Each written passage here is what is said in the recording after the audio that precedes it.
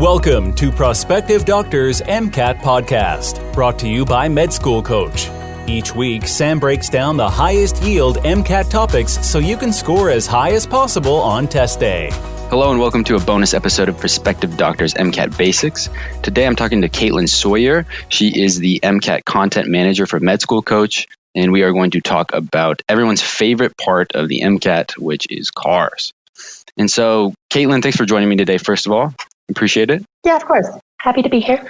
The first thing I wanted to talk about was kind of get people introduced to cars. You know, maybe somebody's listening that is just starting to study for the MCAT.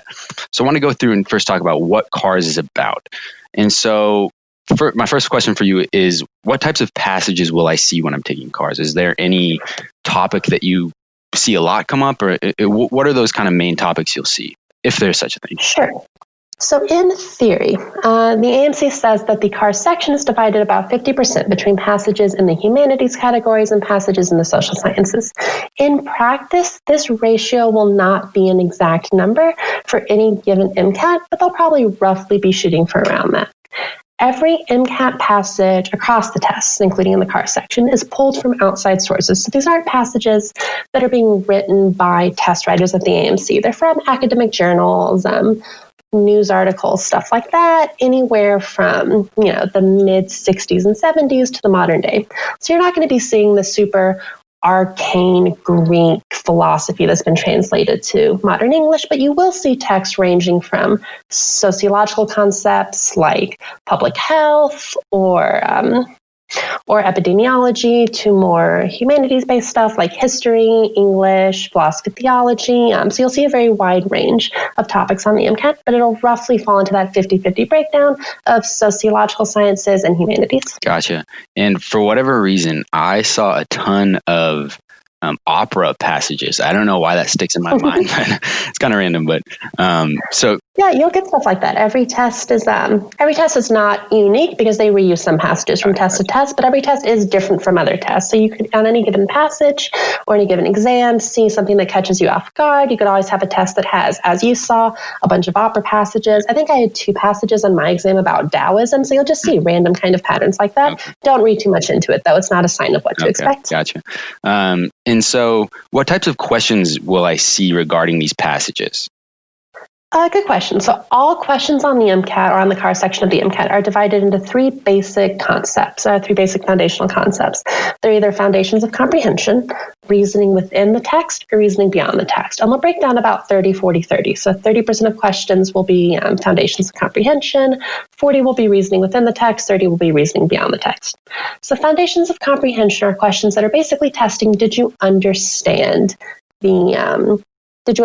what you read? So there'll be questions asking kind of, what did the author say in this paragraph? Or when the author said this word, what did she mean? What was the most likely meaning of that? Reasoning within the text are going to be questions that make you think about the text. So these will be questions of, which of the following is most or least supported, or which of the following does the author agree with, or which of the following critics in the passage would most strongly disagree with the author. Things that will really require you to analyze what you read and process it. So that'll be about 40% of your questions.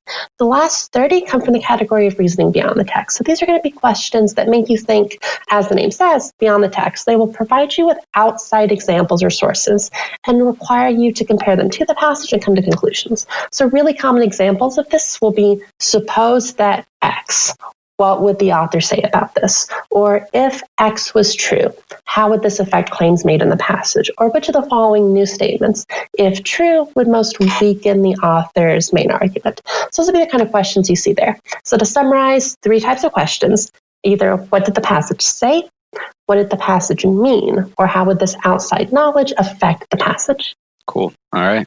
And what's your theory about why people find cars so difficult? I mean, it was for me, it was by far the most difficult section, and I just felt like a lot of the questions seemed kind of subjective, and I was like, I was always stuck between 2 answers. Like I was like, these both look great, but I'm not really sure. What's your theory on why it's so hard for a lot of people? Sam, that's a really common thing that people run into. A lot of students, one of the most common, student feedback things that we hear at Medschoolcoach is students running into this issue of, I'm down to 2 answers. I've eliminated 2, but I just don't know how to choose. I'll pick the one that seems right, but more often than not, I'm getting it wrong.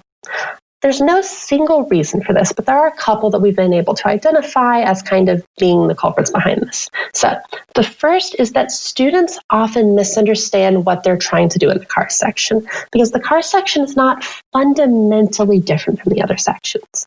You obviously don't need to have all this background of scientific knowledge for it, but it still uses the same basic skill sets. You need to be able to read a passage, identify key information from that passage, and apply that information in the passage to some new topic, the question.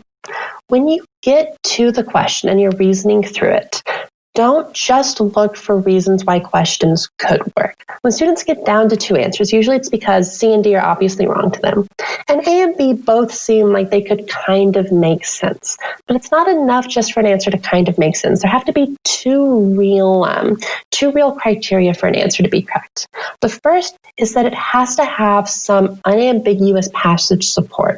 So it's not enough just to say, oh, maybe A could work because of this reason. The author says this, and that maybe sort of sounds like A. It has to be much more direct. It has to be, the author says this, therefore, because of this reason, A is correct.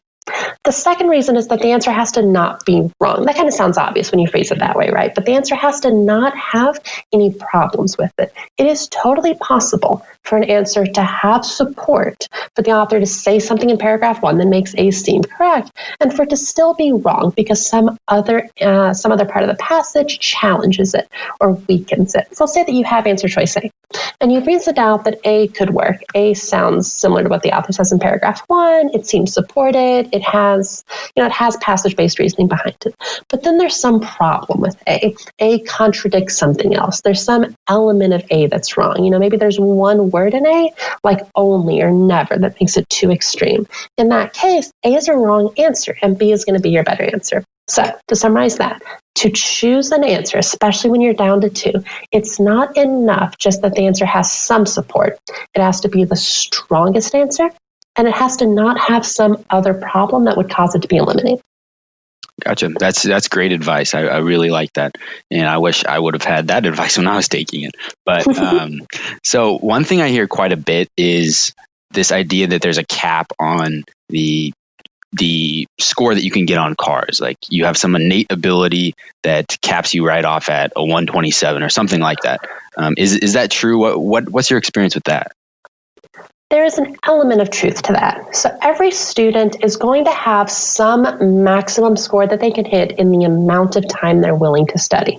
If you're going to study for the MCAT for 6 weeks, you're probably not going to hit a 528, right? That should be obvious to anyone. Most people can score super high, elite, 520 plus 99th percentile scores if they're willing to commit enough time to it. Some people can't. Some people truly don't have the kind of academic background and discipline necessary to succeed at the MCAT, but most MCAT students do. Most people who don't hit that level, drop out of this program before they get to OChem 1.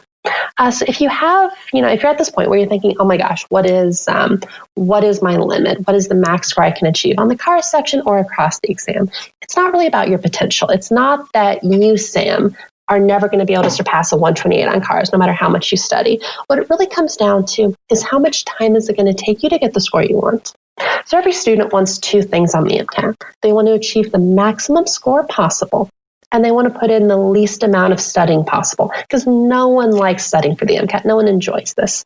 Obviously, you have to balance that, because the greater the score that you want, the more effort you're going to have to put in, the more work you're going to have to put in, and the more time you're going to have to spend. So the advice I would give to students who are in this position where they think, I'm struggling, I'm sitting around a 124 and a 125. I really need a 128 for this program I'm applying to, but I feel like I'm never even going to get to a 127, much less a 128.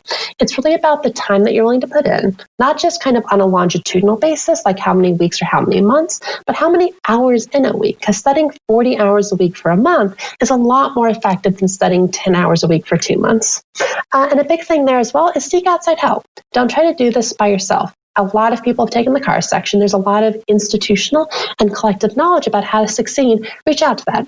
Obviously, things like tutoring can be very effective, but even things like, lesson videos or online resources from places like Khan Academy, peer resources like Student Doctor and Reddit, these can really provide a lot of resources and help to get you past that hump to reach your potential. Yeah, I agree. And I just want to add one more resource onto that, which is podcasts. Those can help too. Yes, podcasts are very important. And so I want to switch gears now and talk a little bit more about studying for cars. And so I want to talk first about kind of your general advice on how to study for cars. In terms of my advice, I just have like one bit of advice, and that's really be consistent about studying for cars. I kind of tended to like do, 1 day a week, if that, and put a little bit of effort into cars, and just kind of my thinking was, okay, well, I have a set value that my car score is going to be. I can't really do much to improve that. But in hindsight, I should have studied more consistently. So what's your advice for people when they are studying for the MCAT? How much time should they put into studying for cars? Yeah, you're totally correct on that, Sam. It really is a lot about consistency. So if you're just doing kind of 1 or 2 passages once a week, you're probably not going to get a ton of improvement there. So there's several key things that go into studying for the car section. The first is that obviously you need to be practicing and reviewing your practice. It's not enough just to do cars practice. You really have to review it and learn from it. Go over your mistakes, look at what kind of questions you were getting wrong, see what the reasonings were behind your answers, and see what you can do to change that. In terms of how often to practice and how much time to spend working on cars, you need a mix of both longer practice and shorter practice. So a lot of people will do like 1 or 2 cars passages a day. This can be helpful, but it's not enough in and of itself, because you really need some of that longer 5 to 6 to 9 passage chunks to really simulate that section feel that you're going to have on the exam. So a big thing to focus on is to really integrate timed practice. No matter how often you're practicing and no matter how long of chunks you're practicing in, you really want to shoot for an MCAT time frame. So on the MCAT, you have 90 minutes for the car section and there are 9 passages. So you have 10 minutes a passage. No matter what chunks of practice you're doing for the car section, try to practice in that time frame. If you're doing 4 cars passages on a Sunday, don't do one and then review one and then do the next one, then review the next one. Spend 40 minutes timed doing those 4 passages, then come back and review and learn from mistakes. In terms of how much time to spend in a week, there's no necessary right or wrong answer to that. Every student's going to be different.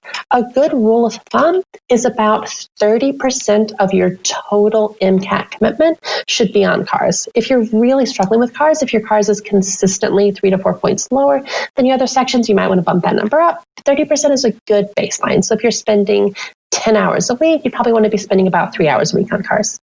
Wow, that's good. Yeah, that's definitely a lot more than I did, and I think that's good advice. Sure, but the car section is ultimately going to be 25% of your score. Yeah, and it is the section that most commonly drags people down. Yeah. It has the lowest mean scores across all majors. So almost everyone does worst on the car section. And even when you look at it outside of the curved score, the car section has the most questions wrong per section. So the number of questions that you have to get right to get a certain score in the car section is a lot lower than what you have to get in other sections, just because of how difficult it is. So it is very normal to feel like you're struggling with it and to feel like you're not spending enough time on it. Thanks for checking out the Prospective Doctor MCAT Basics podcast. Sam's doing a killer job taking you through the most important MCAT topics, but what if you need a little extra help? How does a 5, 10, or even 15-point increase in your score sound? Imagine how your chances at admission could increase. Medschoolcoach's MCAT Tutoring can get you there. With the most rigorous selection process of any tutoring company, we see amazing results. We deconstruct each student, find a plan that is going to work, and help execute it. That's why our students add an average 12 points to their score. Completely physician-run and operated, and focusing on nothing but medicine. It's no wonder over 10,000 past students have trusted Medschoolcoach to get them through the MCAT and into medical school. Check out medschoolcoach.com today and mention code PODCAST for 5% off. What major does the best on cars? I'd assume like English majors. Do you know? Oh, you're correct. So the humanities have the highest score, but they tie on it. They don't have it undisputed. Oh. Who do you think they tie with? Humanity, like psychology majors? I don't know. Math and statistics, because Really? math and statistics sweeps the floor with the MCAT, followed closely by physics. So the humanities majors do the best on the MCAT or on the car section of the MCAT, but it is very tight between them physics and math majors. And that actually brings us towards a really important thing that we should know about the car section, which is it's not really testing your mastery of the English language.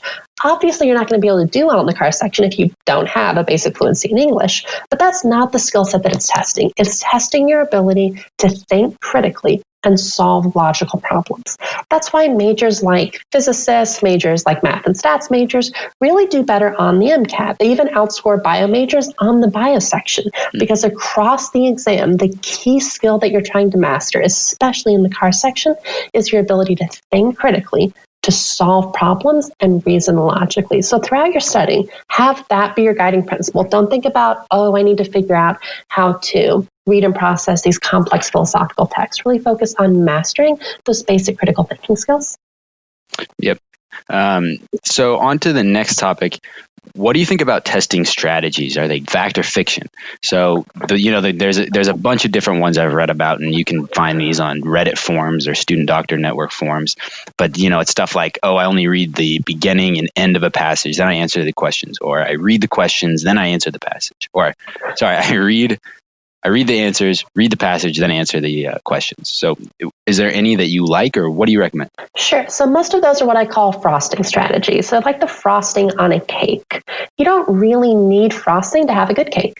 And good frosting and no amount of good frosting is going to turn a bad cake into a good cake. The core skill set that you need to do well on the MCAT is to be able to read critically, think critically, and solve problems. If you have that skill set, it doesn't really matter if you how you read the passage, or when you look at the questions, or if you do the passages out of order, or how much you highlight, or how many notes you take. All of those, while they can be helpful, like frosting, are ancillary. They don't fill in the role of that core skill set. If anything sounds gimmicky, you should probably avoid it. So when people say I only read the first and last paragraph, or I only read the first and last sentence of each paragraph, that's a gimmick. Avoid gimmick strategies. There is some benefit to doing passages out of order. This is especially true if you're really struggling with timing. So if you're really consistently 10 to 20 minutes behind, it might be worth skipping one or two really challenging, longer passages and coming back to them at the end. Generally speaking, I don't recommend looking at the questions first. It's a big time sink and it doesn't really help you read that much. It can potentially be beneficial on the opposite end of the spectrum. If you're doing really well on timing, if you're consistently finishing very early, then there can be use in trying to practice reading the questions before you read the passage. But overall, I say mostly avoid gimmick strategies. Focus instead on how do you read the passage? Are you reading it critically and thinking about it? Or are you overanalyzing and getting bogged down in details? How do you answer questions? Are you referencing back to the passage and thinking through simple logical processes? Or are you falling into those traps we discussed earlier where you're focusing on answers that just seem like they might be right in some sense of the word? So pretend that I am a student who is coming to you and I've got, on 4 of my last practice tests, I've scored very consistently at a 122 on the car section. Mm-hmm. What do you say to me? What do you recommend to kind of move the needle forward and improve my score? So when you're really stuck and you're bogged down, especially in those lower score ranges, but this can also apply to any score plateau across the 4 sections, what you really want to do is do a complex, in-depth review of your mistakes. So what this looks like is there's a basic 5-step process I like to recommend to students when they're reviewing. So sit down and look at a question that you got wrong. You got question 1 wrong on the car section. The first step of this is, why did you choose the answer that you chose? You chose B. B was wrong, but what was your reasoning? Really try to put it into words. Try to write it down. Did you choose B because something in paragraph 2 led you to think B was correct? Did you choose B because B sounded like the least extreme answer? What was your reasoning behind it? Step 2, why was that reasoning wrong? You chose B for some reason. There will be explanations accompanying the passage. Why was that answer wrong? And more importantly, why was your reasoning wrong? You had some reason for thinking B was correct, doesn't mean you didn't just guess on it. So what was that reason and why was it wrong? What was the flaw in your thought process? Step 3, why was the correct answer correct? And more importantly, why didn't you choose it? There was some reason that you looked at A and didn't select A. Did you kind of glance over it and not really consider it?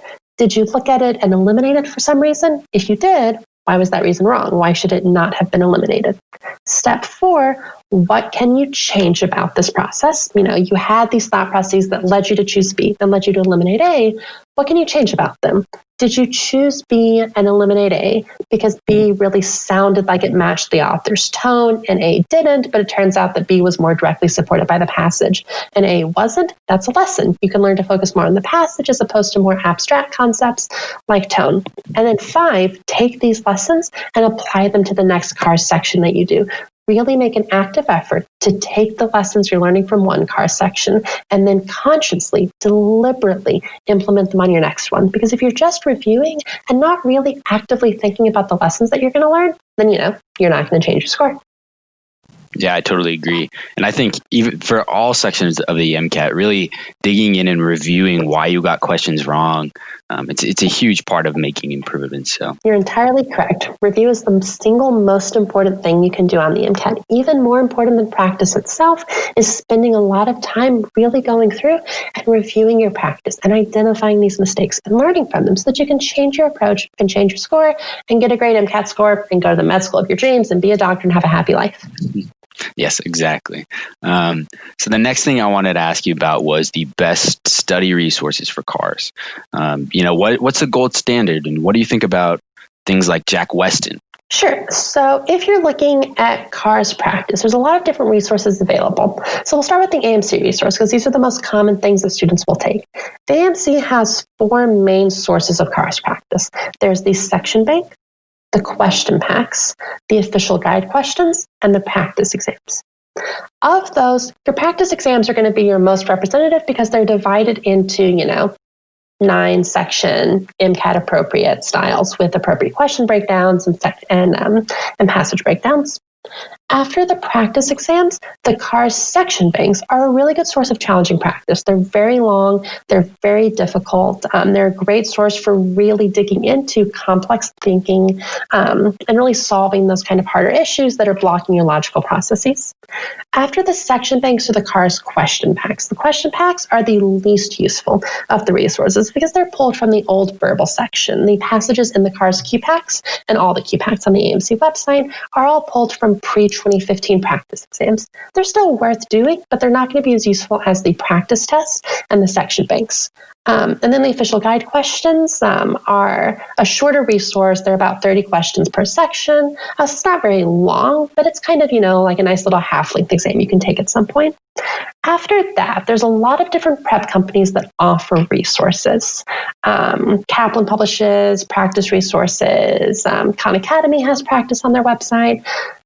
Exam Crackers, Berkeley Review, all these different companies publish resources. Do your research, see what people say about it. Next Step is often held up as an example of very good practice resources. Disclaimer, I used to work for Next Step. I wrote some of those resources, so take what I say with a grain of salt. But do your research, find out what people say about various practice resources. And if you need third-party resources, you can look into kind of, what are some of the things that your peers really recommend. My advice is always Exam Crackers and Next Step. But again, take what I say with a grain of salt for that. I have not worked personally with Jack Weston. Some of my students have. I hear mixed reviews. Some people really like working with him and his methods. Some people don't. What I would say, and this applies to Jack Weston, this applies to Kaplan, this applies to a lot of people. If anyone ever tells you that there is a set, single approach that you should take to succeeding on the MCAT, if anyone ever tells you this is the method that will work for you, be skeptical of that because people struggle with different things on the CARS section. If 5 students come to me and they're all scoring a 120 on CARS and they need to improve, there's probably going to be 5 different things I need to do with them because they're all probably going to be struggling with different things. There are basic lessons that everyone should be taking away and basic strategies that are important for everyone, like we've been discussing today. But if anyone ever tries to present to you a unified approach to the CARS section that is one size fits all and fits everyone, I would be skeptical of that, and I would see what people who didn't do well would say about that. Yeah, I agree. Does Medschoolcoach have any resources right now? I know they have Tutoring, and so that's a kind of, I'll tie these two questions together. Does Medschoolcoach have resources for that? And how can a tutor help me improve my CARS score? Great question. So Medschoolcoach is one of the largest providers of one-on-one online MCAT tutoring in the country, and we're growing. So if you want tutoring, Medschoolcoach is a great place to come for it. Tutoring is very beneficial because it can help diagnose problems that you didn't know you had. It's easy to fix mistakes that you know you're making. If you know that you're consistently choosing answers that are only showing up in one paragraph, whereas you need answers that are present in multiple paragraphs, it's relatively easy to say to yourself, okay, I'm not going to choose this answer because it's only present in one paragraph. What's a lot harder to fix are those mistakes that you're not aware of. You know you keep getting questions wrong on these history passages, but you're not really sure what about them is making you struggle with them. You know that you're going too slow on the test, but you don't really know what you can do to speed up. A tutor is a great resource for that. A tutor can go through a passage with you and really look at what are you saying? What are you thinking? What is the fundamental thought process that is underpinning your CARS approach? And how can that change? What are the strengths of it? What are the weaknesses? And how can it be refined? So tutoring is a great resource for that. And we have, honestly, some of the best tutors in the world. We have very rigorous standards at Medschoolcoach. We have an industry-leading training program for our tutors. So you can't go wrong with a Medschoolcoach tutor. In terms of other resources, right now we don't have any practice material that we published. That's part of what I was hired at Medschoolcoach to do, is I'm running the process of developing our first full-length exams and our first other practice offerings. So currently we're not offering anything like that, but check back in a few months and that'll probably be a different answer. Awesome. Yeah. Anybody who's listening to this podcast and it's 3 months from when it was recorded, go take a look. That'd be awesome if those are up by then. So the last thing I want to ask you here is just give me the elevator pitch to someone who's studying for the MCAT on CARS and how to be successful on the CARS section. Sure. So if I'm giving you a 30-second pitch on how to do well in the CARS section, you need to do lots of practice. Your practice needs to be regular and consistent. You need to review the practice using some of those steps that we described earlier, really digging into what is your thought process, not just why is A wrong, but why did you think that A was correct? And you need to actively, consciously, deliberately change how you approach the section from test to test. If you do the same thing on practice exam 2 as you did on practice exam 1, you're going to get the same score. It's not about this passive, automatic, almost mystical grasp of concepts. It's more about a conscious, deliberate, and active attempt to change what you're doing and implement new approaches. Awesome. Well, Katelyn, thank you a bunch for joining the podcast. I really appreciate it. And I'm sure students will find this very helpful. Awesome. I'm glad I was able to join you, Sam. Thanks for taking the time. As always, thanks for listening to Prospective Doctors MCAT Basics. If you feel like this episode helped you improve your CARS score, or there's some helpful information, share it with your friends or anyone else you know that's taking the MCAT, and leave us a review on iTunes. We really appreciate it. Thanks for listening to Prospective Doctors MCAT Podcast. If you're a pre-med, you'll want to check out prospectivedoctor.com for tons of free tools, articles, and more podcasts that cover your pre-med life. And if you need help on the MCAT or getting into med school, check out medschoolcoach.com for the